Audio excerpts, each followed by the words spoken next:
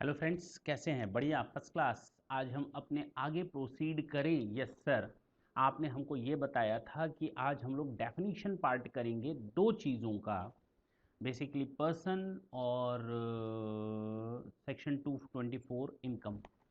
चलिए, लेकिन आज हम लोग को जाहिर सी बात है, एक सेक्शन वाइज ये लेक्चर्स क्रिएट हो रहे हैं, आपके फ़ायदे के लिए ही हैं। सेक्शन वाइज रहेगा तो आपको सर्च करने में आसानी होगी।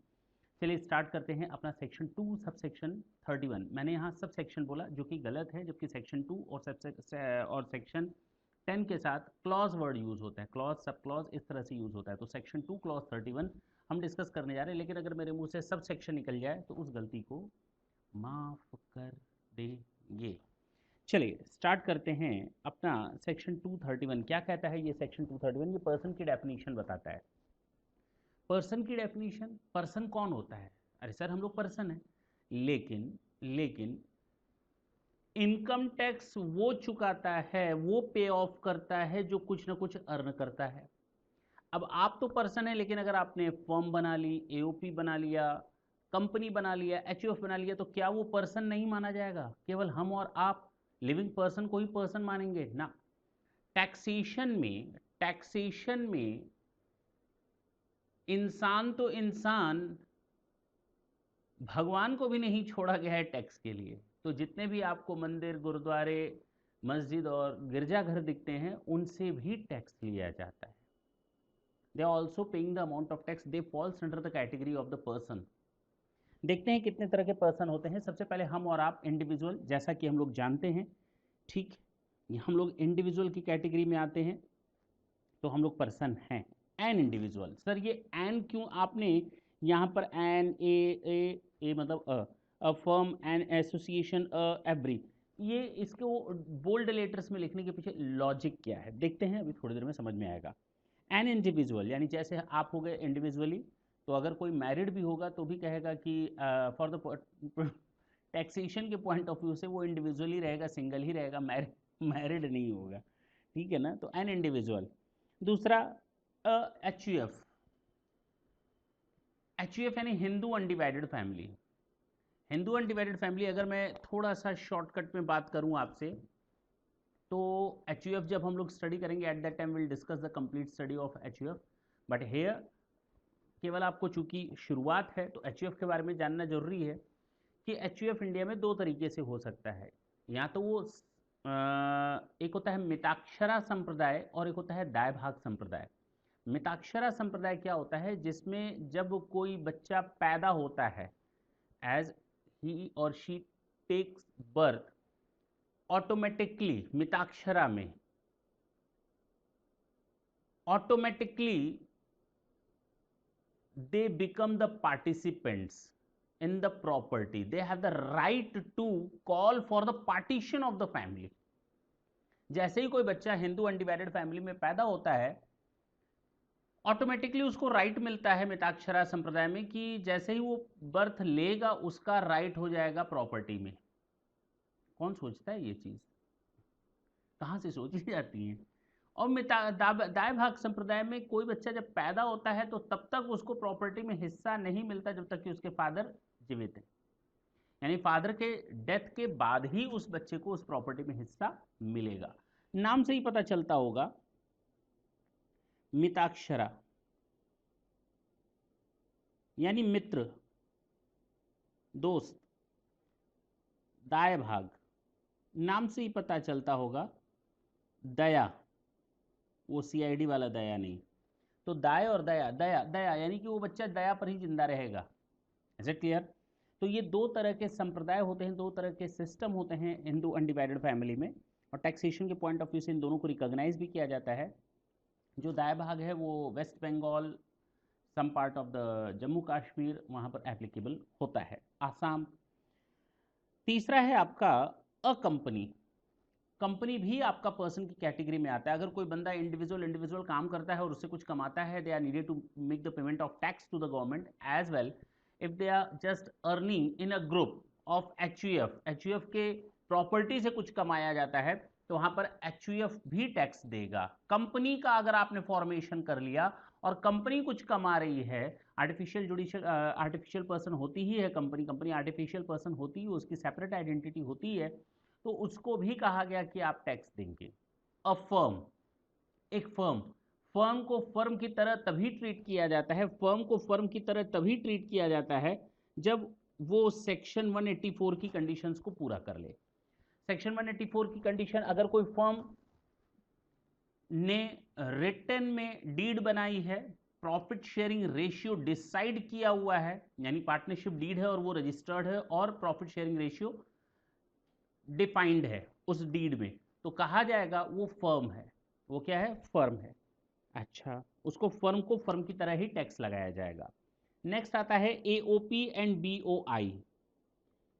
ये आता है, मान लीजिए 2 मिनट के लिए छोड़ देते हैं, अ लोकल अथॉरिटी, तो जैसे आपके नगर निगम वगैरह हो गए, कॉरपोरेशंस हो गए, वो आपके लोकल अथॉरिटी में आते हैं, तो गवर्नमेंट से भी टैक्स लेती है। ये नहीं कह सकते कि वो गवर्नमेंट डिपार्टमेंट है, गवर्नमेंट यानी गवर्नमेंट डिपार्टमेंट है तो उसको छोड़ दें ना, उसको भी नहीं छोड़ा जा सकता। गवर्नमेंट डिपार्टमेंट को भी हम टैक्स लेंगे, वो भी अगर कुछ कमाते हैं, they are needed to make the payment of tax to the government. Every artificial juridical person not falling within any of the preceding sub clause. जैसे मान लीजिए कंपनी का लिक्विडेशन होता है, कंपनी का क्या होता है? लिक्विडेशन होता है। तो लिक्विडेशन के समय एक नया बंदा अपॉइंट हो जाता है, लिक्विडेटर, बोलो ना। तो लिक्विडेशन के समय लिक्विडेटर को ही आर्टिफिशियल जुडिकल पर्सन बोला जाएगा। हाँ जी, और उसको टैक्स पे करना पड़ेगा। भाई कंपनी ने सारा का सारा एसेट और लायबिलिटी किसके फेवर में वेस्ट कर दिया? लिक्विडेटर के फेवर में वेस्ट कर दिया। Now liquidator is a person who will shut down the affairs of the company in a proper way. If he thinks fit that the company should continue to run even after the order of the liquidation by getting the permission of the court, he can run the business. He can run the affairs of the business so that the company can be shut down in a profitable manner. जाहिर सी बात है, company liquidation हो रही है तो कुछ ना कुछ प्रॉब्लम रही होगी, कुछ ना कुछ समस्या रही होगी, तभी तो कंपनी का लिक्विडेशन हो रहा है। और अगर कंपनी का लिक्विडेशन हो रहा है तो उसको लॉस मेकिंग में देने से अच्छा है, अगर लिक्विडेटर को लगता है कि कंपनी को अगर इस तरह से शट डाउन किया जाए तो शायद कंपनी कुछ प्रॉफिटेबल मैनर में बंद हो पाएगी, कंपनी को और ज़्यादा रिसोर्सेज अवेलेबल हो पाएंगे डिस्ट्रीब्यूशन के लिए, तो वो लिक्विडेटर उसके अफेयर्स को रन कर सकता है। चलिए कोई दिक्कत नहीं, नहीं भी रन करता है तो प्रॉपर्टी को सेल आउट करेगा, नहीं करेगा? करेगा। तो टैक्स का कौन पेमेंट करेगा? कैपिटल गेन का, लिक्विडेटर। अच्छा, जो हमारे देवी देवता होते हैं, जो हमारे मंदिर होते हैं, उनको भी टैक्स लगाया जाता है इसी कैटेगरी में। Is it clear? अच्छा, अब आते हैं एओपी और बीओआई। अगर एक पार्टनरशिप फर्म की तरह काम तो कर रही है, they are saying that they are partners, but actually they didn't make any partnership deed thereof, और if there is a partnership deed but they don't have decided the individual shares of the partners कि profit और loss का ratio कितना रहेगा, तो उस case में जहां पर ये सेक्शन 184 की कंडीशंस पूरी नहीं हो पाएंगी, उस केस में हम उनको एओपी और बीओआई बोलेंगे। तो बीओआई बोलेंगे इंडिविजुअल 4 पार्टनर्स हैं, तो बॉडी ऑफ इंडिविजुअल्स। मान लेते हैं पार्टनरशिप फर्म में एक इंडिविजुअल ऐड हो गया, एक एचयूएफ ऐड हो गया, अब समझ में आ रहा है? तो ये ग्रुप बन गया, ग्रुप ऑफ पर्सन है, एसोसिएशन ऑफ पर्सन है। क्या है ये? एसोसिएशन ऑफ पर्सन, नाम में ही है पर्सन। तो इन पर्संस का एसोसिएशन मिल करके एओपी बनाएगा। पार्टनरशिप बना तो ठीक, नहीं तो भैया एओपी ही माना जाएगा। Is it clear? लेकिन अगर उस एओपी में केवल इंडिविजुअल हो, उस एसोसिएशन ऑफ पर्संस में सारे इंडिविजुअल हो, तो उनको बॉडी ऑफ इंडिविजुअल कहा जाएगा। Is it clear? अगर मिस्टर ए, मिस्टर बी और मिस्टर सी मिलकर के कोई पार्टनरशिप बनाते हैं, रजिस्टर्ड नहीं है, सारे इंडिविजुअल्स हैं, तो इनको हम कहेंगे बॉडी ऑफ इंडिविजुअल्स। और अगर एक मिस्टर ए है, वाई ब्रदर्स है और जेड कंपनी है, लिमिटेड है, तो ये हमारा एसोसिएशन ऑफ पर्सन कहलाएगा, अगर उन्होंने पार्टनरशिप डीड नहीं बनाई है तो। Is it clear?